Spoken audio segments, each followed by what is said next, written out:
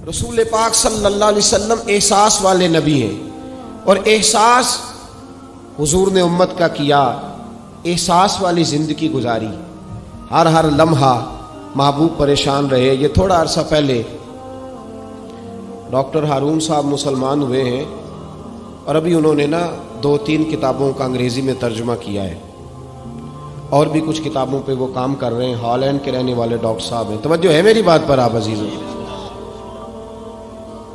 Doctor صاحب کہتے ہیں کہ میں نے یہ سنا تھا کہ مسلمان دہشت گرد ہیں، یہ بم بلاسٹ کرتے ہیں۔ تو میں جہاں لفظ اسلام آتا تھا وہاں سے میں تھوڑا بچ جاتا تھا، پیچھے ہٹ جاتا تھا، لیکن میرے مزاج کے اندر یہ بات شامل تھی کہ میرے اندر اللہ نے بڑا انسانیت کا جذبہ رکھا ہوا تھا۔ تو میں ایک تنظیم قائم کر رہا تھا، میرا خیال تھا کہ ایک ایسی جماعت بناؤں کہ جو پوری دنیا کے اندر اسلام، توجہ ہے میرے عزیزوں کی؟ کہتے میرا خیال تھا ایسی جماعت قائم کروں کہ جو پوری دنیا میں لوگوں کی خدمت کرے اور بغیر امتیاز کے کرے، اسلام والوں کی بھی اور غیر مسلموں کی بھی۔ لیکن مجھے بڑا دھچکا رہتا تھا کہ مسلمان سخت گیر قوم ہے۔ میں نے بہت ساری جماعتوں کا منشور اور دستور منگایا، اور میں نے کہا میں اپنی جماعت کا دستور لکھوں گا تو پہلے ذرا سارا میں مطالعہ کر لوں۔ ڈاکٹروں کا ٹیبل ہوتا ہے، اس کے اوپر شیشہ لگا ہوتا ہے، نیچے وہ جو چیز ضروری ہوتی ہے وہ رکھ لیتے۔ کہتے ایک مصر کے مولانا صاحب آئے ہوئے تھے ہالینڈ کے دورے پر، اچھی انگریزی جانتے تھے، تو کسی وجہ سے علیل ہو گئے۔ میرے پاس وہ آئے اور انہوں نے دیکھا کہ میں انسانی حقوق پر کچھ لکھ رہا ہوں، کام کر رہا ہوں، تو وہ دیکھ کر کے مجھے کہنے لگے کہ ڈاکٹر صاحب آپ کوئی تنظیم قائم کر رہے ہیں؟ میں نے کہا ہاں۔ تو کہتے انہوں نے ہلکا سا ٹچ دیا، زور نہیں دیا، اور ویسے بھی جو ہلکی بات ہوتی ہے وہ ذرا دل میں جلدی بیٹھ جاتی ہے۔ کہتے ہیں ہلکا سا ٹچ دیا، کہنے لگے اگر کبھی موقع ملے تو میرے نبی پاک کی بھی سیرت پڑھ کے دیکھیں، بس ہلکی سی بات، اور وہ جملہ چھوڑ گئے۔ اعلیٰ حضرت فاضل بریلوی علیہ رحمہ نے لکھا ہے ضروری نہیں کہ تم جو کہہ رہے ہو وہ منوا کے اٹھو، لیکن میسج ضرور چھوڑ دیا کرو۔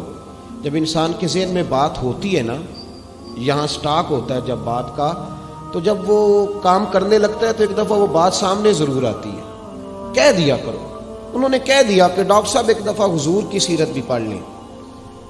کہتے ہیں میرے ذہن میں بات بیٹھ گئی، مصروف آدمی تھا، زیادہ تو نہیں میں مطالعہ کر سکتا تھا، لیکن میں ایک دن 10 منٹ گھر میں ملے تھے تو میں کمپیوٹر پہ بیٹھا، اور میں نے کہا کہ انگریزی میں جو کتابیں حضور سید عالم صلی اللہ علیہ وسلم کی سیرت کی ہیں ان کو ذرا دیکھتا ہوں۔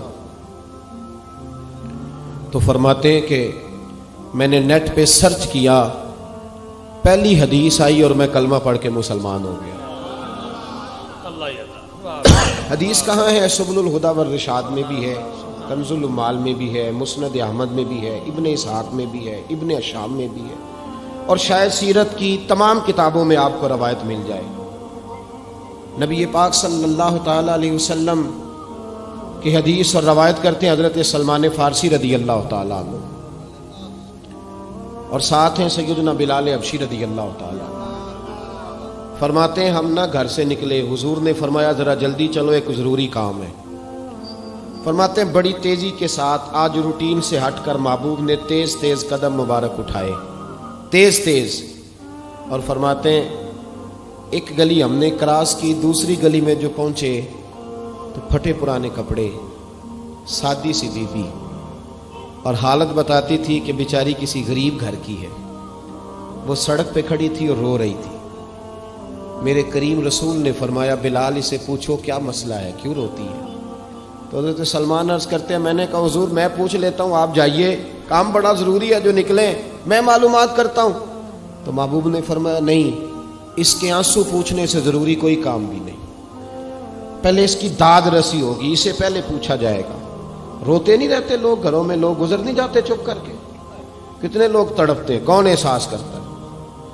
نبی پاک سید عالم صلی اللہ علیہ وسلم رکے اور اس خاتون سے پوچھا کیا بات ہے؟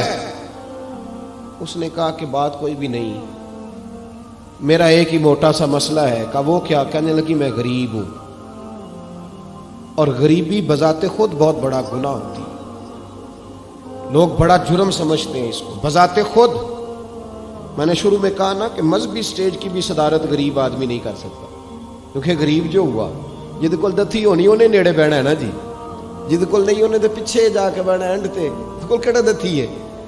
اس سٹیج پہ بھی غریب آدمی کی صدارت نہیں ممکن ہو ہی نہیں سکتا۔ میرے رسول پاک سید عالم صلی اللہ تعالی علیہ وآلہ وسلم نے فرمایا پہلے اسے پوچھو کیا مسئلہ ہے۔ وہ کہنے لگی میں غریب ہوں، بوڑھی ہو گئی ہوں، ساری زندگی غلامی میں گزاری ہے، تیل لینے آئی تھی 5 دینار کا، بوتل میں تیل بھروایا ہے، اور اب بوڑھی ہوں نا تو کمر درد کرتی ہے، پیر پیچھے موڑا ہے تو میں گری ہوں، تیل زمین پی گئی ہے، اب زمین تو واپس نہیں کرتی، لیکن واپس جاؤں گی تو ایک یہودی عورت کی ملازمہ ہوں، وہ درے سے مارے گی، کھال ادھیڑ دے گی، میں بڑی پریشان ہوں، اب نہیں مار کھائی جاتی، ہڈیاں بوڑھی ہیں، قربان جاؤں۔ حضرت بلال کو حضور نے حکم دیا، فرمایا دوڑ کے گھر جا 5 دینار لا۔ فرماتے ہیں 5 دینار لائے، تیل خرید کے دیا، وہ پھر رونے لگی۔ فرمایا آپ کیوں روتی ہے؟ اس نے کہا بتایا نا غریب ہوں، غریب کا جرم کوئی نہیں ہوتا لیکن پیس دیا جاتا ہے، پھر بھی مار تو اب بھی پڑے گی، اب کیوں پڑے گی؟ تو عرض کرنے لگی محبوبہ مار اس لیے پڑے گی کہ دیر سے کیوں آئی ہے۔ تو میرے کریم رسول اور وہ بی بی حضور ابھی آئے ہیں مدینہ طیبہ، امام یوسف صالحی فرماتے ہیں ابھی آئے تھے حضور، سبل الہدی والرشاد کے مصنف کہتے ہیں ابھی آئے تھے نبی پاک، وہ جانتی بھی نہیں تھی۔ تو سید عالم صلی اللہ تعالی علیہ وسلم نے فرمایا اچھا مار پڑے گی؟ کہا ہاں۔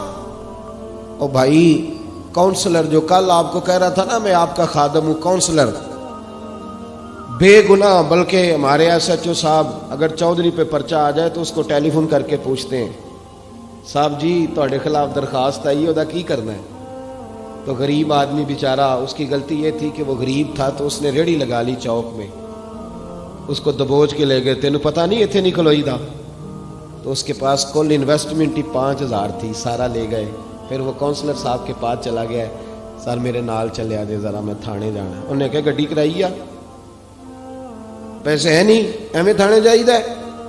اب وہ گاڑی لایا ہے، پتہ نہیں کہاں سے لایا ہے، تھانے پہنچا ہے، اور یہ ہے ہمارا حال کہ وہ SHO بھی بیٹھا ہے کرسی پہ اور کونسلر بھی کرسی پہ بیٹھا ہے، اور وہ غریب پیروں میں بیٹھا ہے اور ہاتھ باندھ کے کہہ رہا میری ریڑھی دے چھڈو، میریاں 4 دھیاں نے تو میں شامی کھانا کھڑنا ہے۔ کدھر گیا امت کا وہ ذوق؟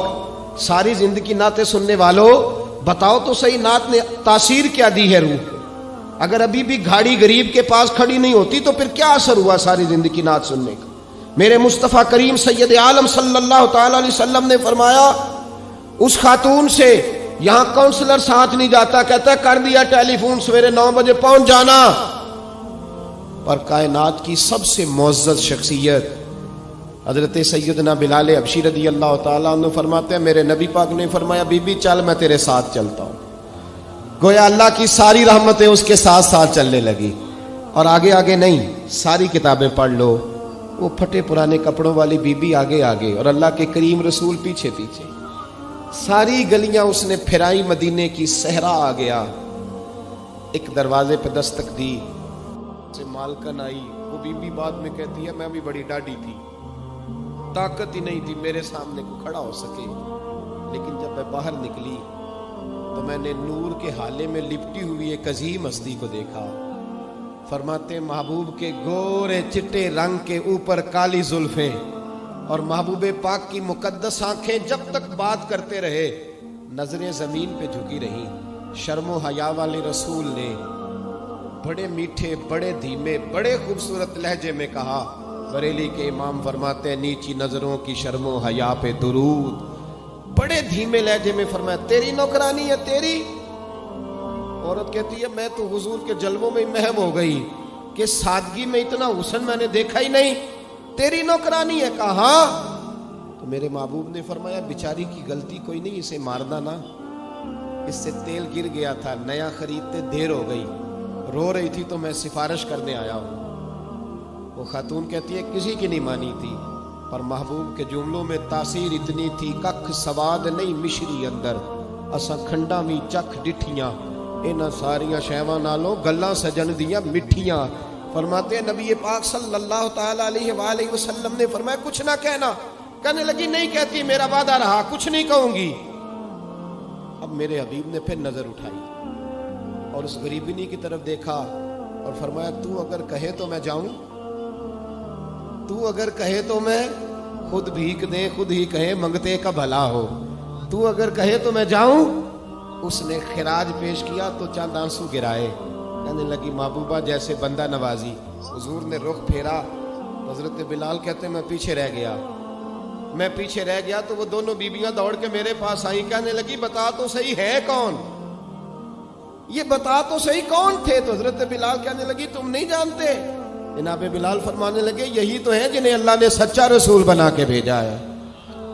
بیبیاں دوڑ کے آئیں. کہنے لگی محبوبہ دروازے تک آئے ہو تو خالی تو نہ لوٹاؤ، مہربانی فرماؤ ہمیں بھی کلمہ پڑھا دو. ڈاکٹر ہارون کہتے ہیں وہ بیبیاں وہاں کلمہ پڑھ رہی تھی اور میں حدیث پڑھ کے کلمہ پڑھ رہا تھا. بھائی